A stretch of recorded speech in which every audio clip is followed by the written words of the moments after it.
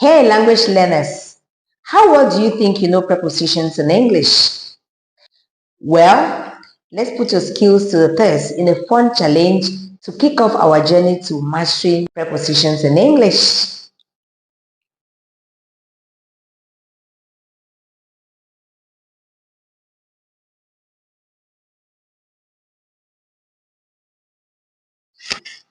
Prepositions play a very crucial role in English grammar, and understanding how to use them can help enhance your English skills. So let's dive deep into the world of prepositions as we unlock some secrets or tips on how to understand the usage of prepositions. One of the common confusion that learners usually have is how to use this preposition and when to use this prepositions. The positions of the preposition in a sentence is usually a very big problem to English learners. But fear not, I am here to break it down to you. That will make you see preposition as a piece of cake to eat. So just chill and let's see how it goes. Let's explore different types of preposition, including preposition of time, preposition of place, and other kinds that will help you to really understand how these prepositions are being used. And we are also going to explore some examples so as to know how to use them perfectly. By the end of this lesson, you realize that preposition will become something very small for you to handle. Stay tuned and let's dive into the world of preposition. Welcome to prepositions. And what are prepositions? Now, prepositions are words that we use before nouns or pronouns to show their relationship with other words in a sentence. We use preposition or prepositions are words that we use before nouns or pronouns to show their relationship with other words in the sentence. For example, I am sitting on a chair. I am sitting on a chair. On here is a preposition, but you realize that it is before a chair, which is a noun. I am walking to her. I am walking to her. To is a preposition and her is a pronoun. So you realize that the preposition is before the noun or the pronoun. Now, how many types of prepositions do we have? We have different kinds of prepositions.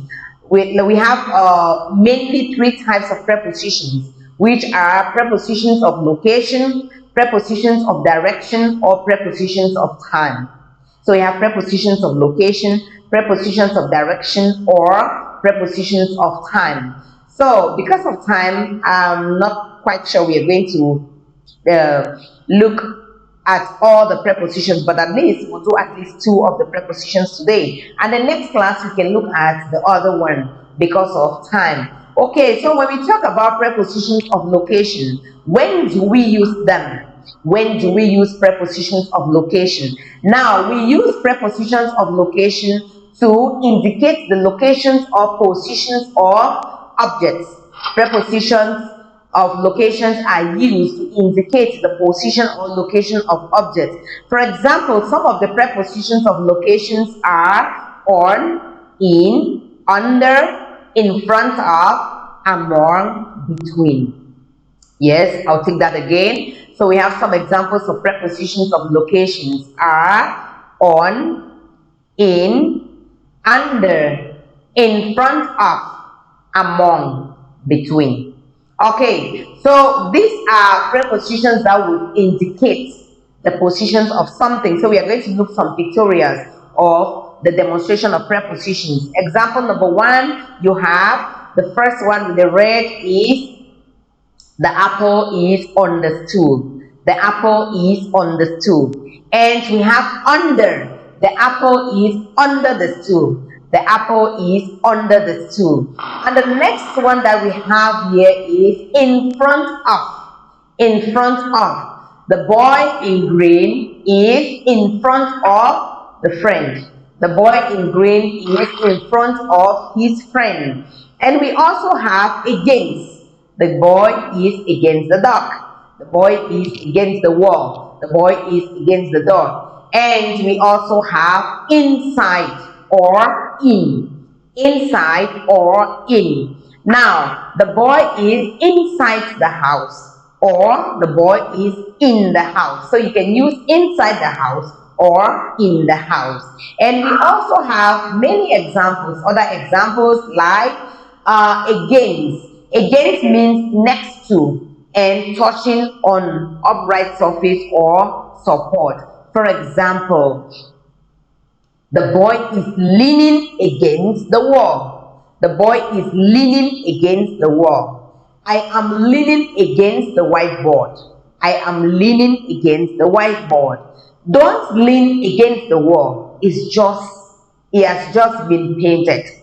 Don't lean against the wall because it has just been painted. The wall has just been painted. Okay. And we also have between. You see, the big cat or the kitten, the big kitten is between the smaller ones. It is between, in the middle. And we also have among. The boy is among his friends. The boy is among his friends. We have beside. The cat is beside the other one. The cat is beside. And the next one is behind. The kitten is, or the cat is behind the kitten. The cat is behind the kitten. And now the next that we are looking at is prepositions of direction. Prepositions of direction. Prepositions of direction. When do we use prepositions of direction? And what are prepositions of direction? Prepositions of directions are used to show direction of movement to and from a fixed point, just as the name indicates, prepositions of direction. So they are there to show us the movement to and fro from a fixed point or from one position to another. For example, we have to, from, into, along, over, through, across, and around. To, from, into, along, over, through, across, and around. These are examples of prepositions of direction. And how do we use them? Look at example on my screen. It says, I am walking to school. I am walking to school. Where is he heading to? He is heading to school. I am walking to school. So it talks about where you are heading to. The next example that we have here is Richard came into the room. Richard came into the room. If you look at the pictorial, you realize that he just entered into the room. So Richard came into the room. And the next one that we are going to look at is examples. Into. We use into to show motion or movement. He entered into the room. So it's talking about the motion or the movement. For example, the cat jumped into the box. The cat jumped into the box. The cat jumped into the box.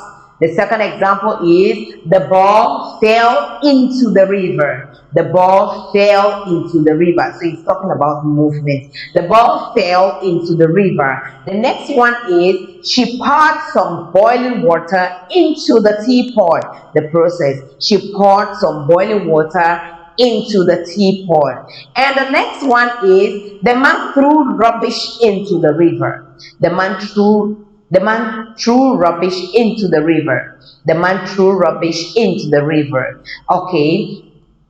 And those are some of the examples. And we still have more. She has returned from town. She has returned from town. She went to town and she has come back. She has returned from town. She has returned from town. And there are many gift shops along Jalan Toy Kit. There are many gift shops along Jalan Toy Kit. Now, they walked along the row of houses. They walked along the row of houses. So when you're talking about along, it has to talk about movement and moving forward. So they walked along the row of houses. And we have another pictorial which is still talking about prepositions of movement. We have the boys ran across the road. The boys ran across the road. You can see the boys are running. So they ran across the road. The boys ran across the road. So when we talk about across means on the opposite side. Across means on the opposite side. For example, the boy swam across the pond. Means he swam from the beginning point to the other part or the other side of the pond. So the boy swam across the pond. Example number 2. City is walking across the road. City is walking across the road. So he is walking from one side of the road to the other. And the third example is Ali walked across the river by using the old bridge. Ali walked across the river. She had to cross the river by using the old bridge. Okay, so that is how we use across. And we still have another one, around. Around. They are running around the tree. They are running around the tree. They are running around the tree. And around means moving in a circle. Around means moving in a circle. For example, the cat ran around the stool chasing the mouse. The cat ran around the stool chasing the mouse. And the second, another one that you have is Tim jumped over the fence. He jumped over the fence.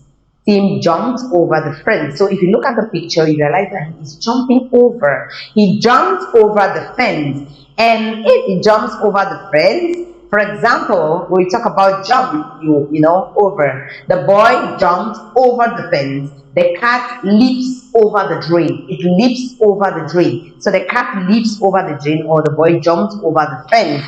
Those are some of the examples. And we still have another one, through. The bird flew in through the window.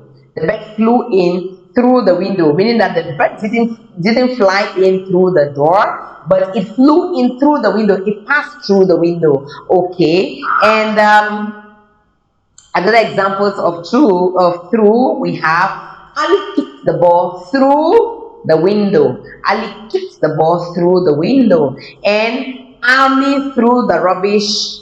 Ami threw the rubbish through the window. He threw the rubbish through the window. Ami threw the rubbish through the window. Okay. And prepositions of time.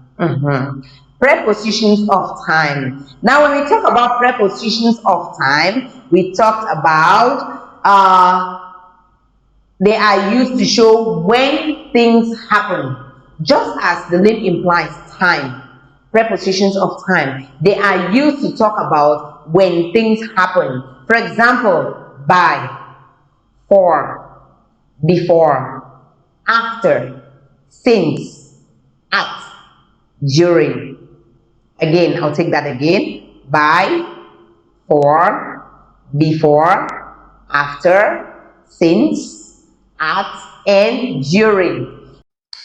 In conclusion, let's recap the main types of prepositions that we have studied today and stress on the importance of using them in a sentence.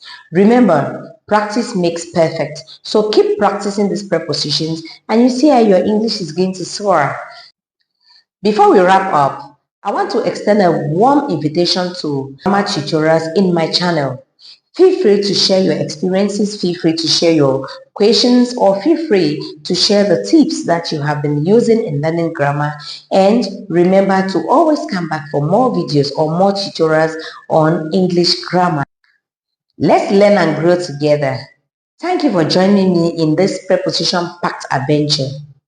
Stay curious, keep learning, and see you in my next video.